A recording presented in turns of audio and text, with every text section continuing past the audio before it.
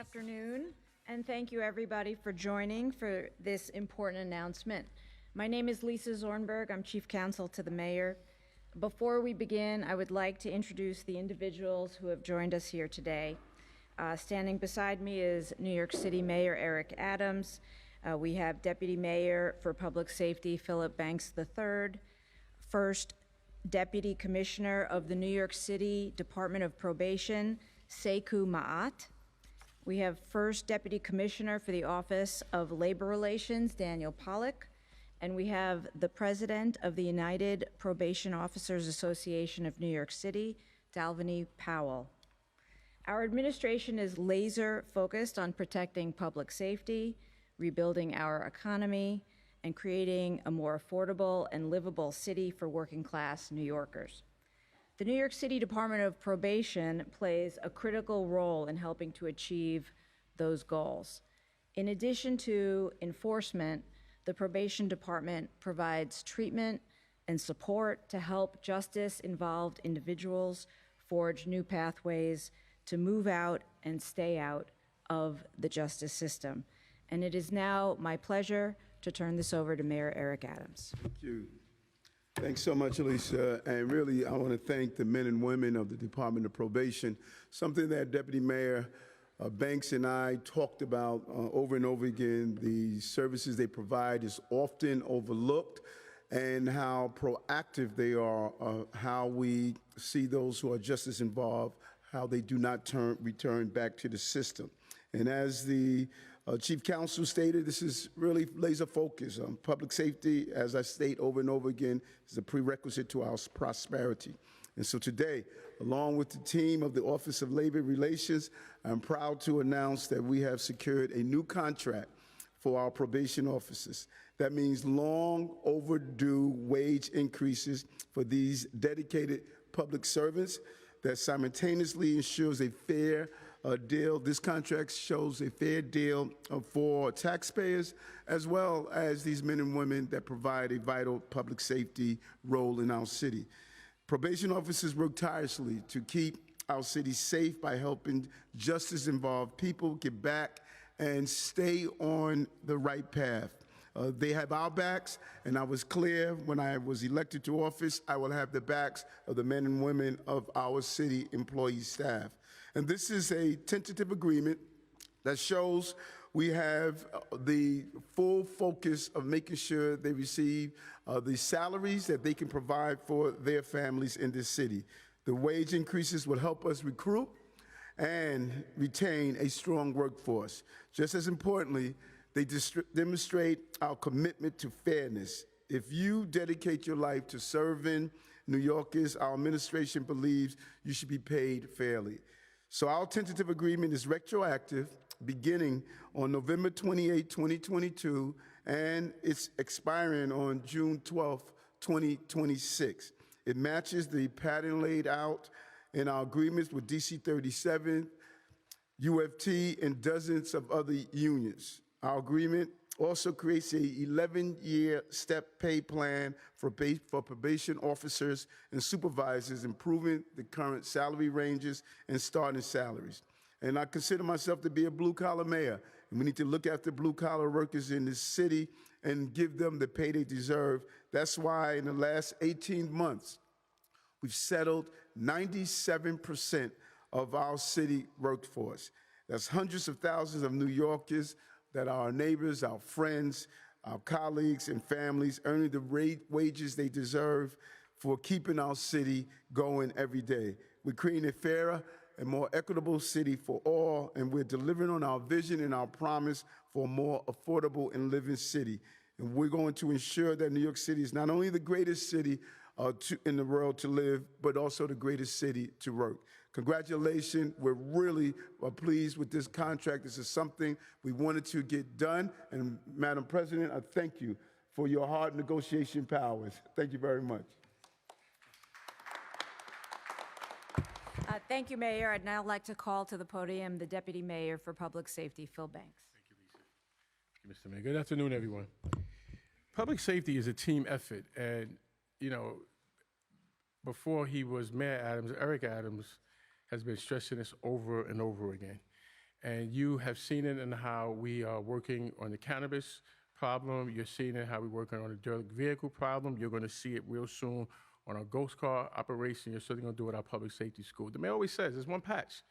It says the city of New York, and you're paid by one person, and that is the resident. So this is a team collaboration effort, and I think that we are going to see the ramifications of this. So why is it important when it comes to this contract? Because every member on the team has to remain strong. They got to continue to doing the job to keep our city safe. And what makes the team stronger is investing in the people that they do work.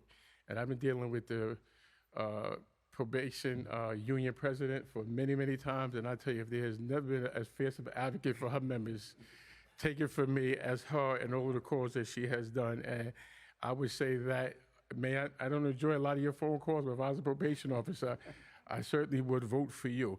And we hopefully, this new contract, it just strengthens that particular process here. Every day, probation officers are on the ground helping people stay out of the criminal justice system. I know it sounds real sexy, and the bad guy, the bad girl commits a crime, and they get caught. But when they don't commit the crime, that's not the story. But when they're not committing a crime, it's because the members of probation. They come in there, broken or altered, and they fix them. They do a fantastic job. And you know, to your members here, you're never, ever, ever going to get the full credit. But the job that you do and the contribution that you do to keeping this particular city safe is astonishing. And I just cannot say that anymore. Your law enforcement, your social workers, your mothers, your fathers, and when you deal with those probationaries, they say you give them a comfort that they can, in fact, have a crack at it. So I just really wanted to, I know, reiterate that particular point of probation. You're the unsung heroes of the criminal justice system, and you do a fantastic job. And they work hand in hand, and they will continue to work hand in hand with all of our public safety apparatus. So this agreement, it helps us retain and attract the best talent in public safety. I need the best to say, I want to be a probation officer, because I have no doubt when we get them there and we give them affordable salary that they take care of themselves and take care of their families, their gratification that they have once they're in that is paramount. So I owe a great deal of gratitude to our probation officers, and I'm not just saying it to you now, I say it to them all the time because I deal with them, but I just want to say it publicly. I think you are a really, really fierce advocate for your members. And Governor Powell always says you butcher my name, but I will say this, I won't butcher this. I think that you have done a great job bringing this particular contract together. You working with the mayor, and of course, Renee's not here, but that battle going back and forth.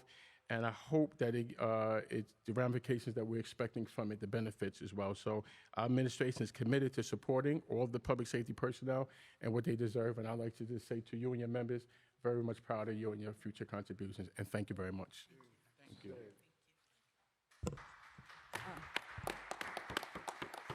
Thank you, Deputy Mayor, for those remarks. And it's now my honor to introduce the President of the United Probation Officers Association of New York City, Dalvin Powell. Thank you, everyone. Thank you, Mayor. Thank you, Deputy Mayor Banks. I want to first thank, again, the Mayor Adams and Commissioner Renee Campion, that we were able to reach a tentative collective bargaining agreement that reflects the following. We have substantially begun to resolve the recruitment and retention issues, in that anyone hired on or after this November will receive a new negotiated salary that would resolve the recruitment issue. And we were able to also negotiate a step plan that we've never had before that will substantially resolve the retention problem. We look forward to meeting with the representatives of the City of New York and the Department of Probation to discuss ways to become more efficient through flexibility in work schedules, which in part includes working remotely and modifying hours of work. I want to again thank the Mayor Adams and Commissioner Renee Campion for working together and recognizing our needs. And also, before I close, my initial intention was to become an attorney. And I graduated from John Jay. And I stopped by probation temporarily, and 37 years later, I'm still here. And I feel that there was a higher power that had a better intention for me to advocate, not just for my mayors, but for the citizens of New York. And I want to thank you again. Thank you. Okay, thank you so much, President. We have one speaker left, and that is going to be First Deputy Commissioner for the Office of Labor Relations, Dan Pollock. But before, Dan, you can come closer. I just have to say, since I came to City Hall a year ago, I've been so delighted to have the Office of Labor Relations in my portfolio. It is just a sensational agency with incredible leadership. So much so that the mayor has changed Commissioner Renee Campion's name to Renee Champion, but no one does it by themselves. Representing the city, getting things done is all about effective teamwork. And the first Deputy Commissioner, Dan Pollock, is just as sensational. So it's really my pleasure to call him up to the mic. Thank you, Lisa, for those kind words. Commissioner Campion and I first want to thank the mayor for his leadership and continued support of our office. I also want to thank Chief Counsel Lisa Zornberg and Deputy Mayor Banks for their support during this negotiation, as well as Probation Commissioner Holmes. And thank you to Dalvin E. Powell, the UPOA president, who worked hard to deliver the best possible contract for her members, along with her attorney, Harry Greenberg, and the rest of her team. And thank you to the team at OLR and OMB, who worked along with me and Commissioner Campion to deliver this agreement, this tentative agreement. Matt Campisi, our Associate Commissioner, who has put together so many of these deals over many years of service for the city. Carrie Lund, our Director of Research, and Carrie Gao and Elizabeth Baroy from the OMB labor team, along with, of course, the Budget Director, Jacques Giha, and the First Deputy Director, Ken Godner. So now I'm going to go into some of the details of this tentative agreement, which is subject to union ratification. The term of the agreement is November 28th, 2020 through June 12th, 2026, so about 5.5 years. It contains general wage increases following the DC 37 pattern of 3%, 3%, 3%, 3%, and 3.25%, retroactive to May 28th, 2021, which is the date of the first wage increase.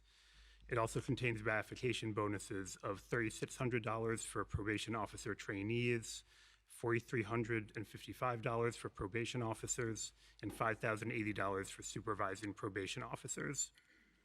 Finally, effective November 28th of this year, as some of the earlier speakers had mentioned, it establishes an 11-year step pay plan for probation officers and supervising probation officers, which would replace the current salary ranges. Probation officers will start at a salary of $61,386 and move up in salary each year, reaching a top salary of $81,000 after 10 years of service. Supervising probation officers will start at $86,500, reaching top pay of $95,100 after 10 years in that title.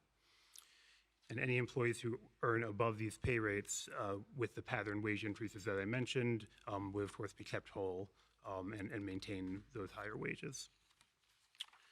The total cost of the agreement is approximately $52 million through fiscal year 2028, and it's fully funded in the financial plan. With this agreement, we've now settled contracts with approximately 97% of the city's workforce, hundreds of thousands of employees, and we are proud to have worked with the UPOA to deliver an agreement that provides valuable wage increases to these public servants and is fair to city taxpayers. Thank you.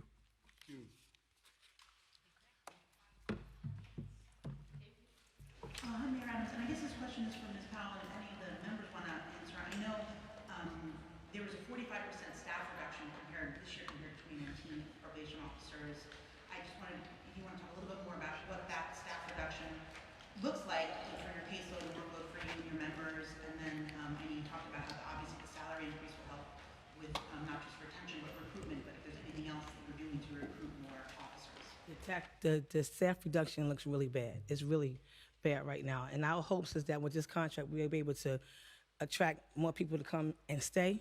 It's so bad that they can't even stay in the academy class. So hopefully this will be a boost and help us alleviate some of the pressure that the remaining officers is dealing with now, having to carry those extra caseloads. So we're hoping that this will be much better for the city as a whole. Is that correct? Correct. Correct. That's the crew. They know. Yeah, the caseloads are double. Going in the wrong direction, for sure, for sure. I mean, we have our commissioner has some really good ideas and initiatives in the direction she want to take the agency, but it's kind of challenging. Not that we're not doing it, we're doing it, but it's challenging. It'll be a lot easier if we can eliminate, reduce the caseloads to give much more love that we need to give to the cases. And before you second question, D.M. Banks has really brought this to our attention. He has done an analysis of all of our criminal justice apparatus, and we've stated over and over again that across the entire country, we have been impacted in law enforcement. We're losing, many district attorneys don't want to continue to be in that role. We're losing correction officers. We're at code red for the Department of Correction. Police officers are not signing up at the magnitude that they were doing previously, and the Department of Probation.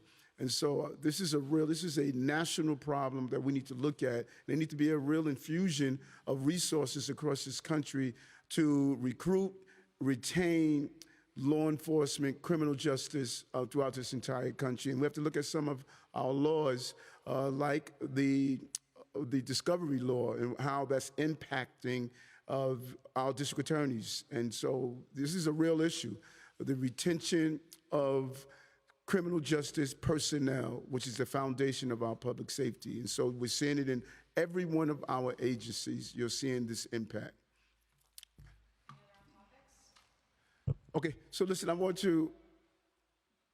Liz was about to say, what about a few off topics?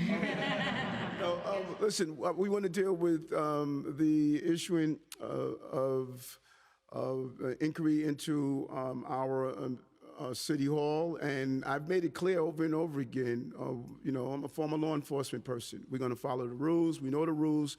I follow the rules, and I'm going to continue to do so. And whatever information we can give to show that we have complied with the rules, we're going to do that. This is all part of the process. We're going to follow that process and come out on the other side showing that not only as a law enforcement officer, as a borough president, but as a mayor, I comply with the rules of the city and the state of New York, and our federal rules. And it just would be irresponsible for me to go into this inquiry, and I'm not going to do that. But our chief counsel is here, Counsel Lisa Zonenberg, and any other questions you have, she'll be more than willing to answer. We spoke with a former federal prosecutor who's currently a white-collar defense attorney who said, if they found absolutely nothing from the first round of taking the devices and essentially the first round of subpoenas 9 months ago, absolutely nothing, there would be no reason for the second round of subpoenas which just occurred in July. I'm just wondering if you could respond to that from a strategic standpoint. Why would there be new subpoenas if there was nothing? I think there are different, I can't comment on strategy of the Southern District of New York. All I can say is that from the moment this investigation started, we've said that we're cooperative here at the mayor's office, and we are. And we have been subpoenaed by SDNY, and will fully comply and have been. Can you just clarify what the subpoenas are for? Is this for text messages or evidence, or what exactly is it? So thank you for the question. When SDNY serves a subpoena, including in this case, their cover letter expressly requests that the recipient refrain from even acknowledging the existence of the subpoena. So that's standard practice, and because we're so cooperative, we've complied with that. The only reason I'm even acknowledging today that the mayor's office has been subpoenaed by SDNY is because public reporting attributing to law enforcement sources is saying a subpoena or subpoenas were sent. So that's the only reason I'm even acknowledging it. We've been very respectful of SDNY's process, and will respond as required. Hi, Mr. Mayor. I know I asked you earlier about the DNC. You said you're still planning to attend. I wonder, with these new rounds of subpoenas, does it concern you in your meetings with national leaders that that's going to affect your conversations with them? That's going to cloud whether you speak on migrants or public safety to those national leaders? No.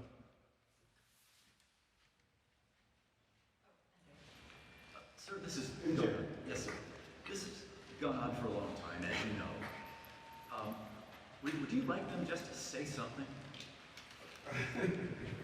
Listen, it takes a great deal of discipline to defend yourself when you know you have done nothing wrong. But I trust my team. I have an offensive line that's going to allow me to move the ball down the fill and to fight on behalf of New Yorkers on some of these real issues that we're facing in the city. I have a great deal of trust in my team, and I am going to go by the rule, comply, be as transparent as possible, and follow the rules. And that's what we're doing. No? Listen, we're gonna take a few. Listen, I'm not gonna be here the whole day. I got a lot to do. We're gonna take a few more. But hold on. But I want to be very clear. I'm not gonna be here the whole day. I got a whole city to run, and no matter what we say, you're gonna write the story the way you want. So we take a few more questions, and then I gotta bounce. Take 3 more questions. Okay. Hi, Mr. Mayor, how are you? Good. So you and your administration have said that you proactively responded to this and provided evidence to this. I'm sorry, you said who said that? You and your administration proactively provided evidence, text messages, what have you. So why would subpoenas be needed at this point in time? And also with the subpoenas, we've been told from law enforcement sources there's text message communication, what have you. I know you're saying you can't confirm, but Mr. Mayor, would you be willing to say if you were asked to sit down and testify before the grand jury as a witness? I'm just going to step in here. First of all, there was I think, a mistake in how you posed the question. You said about productions by the administration. I just want to be clear that if you have questions about the mayor or the mayor's campaign, those questions should be directed to Wilmer Hale. You just said too, like your administration, you've handed over this because City Hall has also issued a subpoena. Well, So why would a subpoena be, I guess. Why would a subpoena be necessary is your question. You know, that's a question for SDNY. What I can tell you is a former 16-year veteran of that office is that subpoenas are an incredibly common tool for gathering evidence and documents. They are frequently issued even where parties are giving documents voluntarily. That is entirely common. Obviously, you're not giving a whole lot of detail here, but do you fear, Mayor, that this could get in the way of your ability to do the job or at least your image publicly? When this first happened, that question was asked. And since that day, we continue to build more affordable housing in 1 year in the history of the city. We continue to drive down crime. We continue to break records in small businesses being open. We continue to show that my ability not to be distracted, stay focused, and grind, that's a skill that I have. And as I navigate us out of this asylum seeker crisis and many other things that's taken place, you asked me that question, I think 9-10 months ago, and I continue to show my ability to trust my team, move the ball down the field, and fight on behalf of working class New Yorkers in this great city. And I'm going to continue to do that. Including probation officers. Yeah, including settling the contract of probation officer.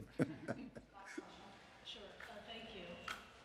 Has anyone been asked, not just for documents, but to testify at the grand jury or give an interview, and if so, who?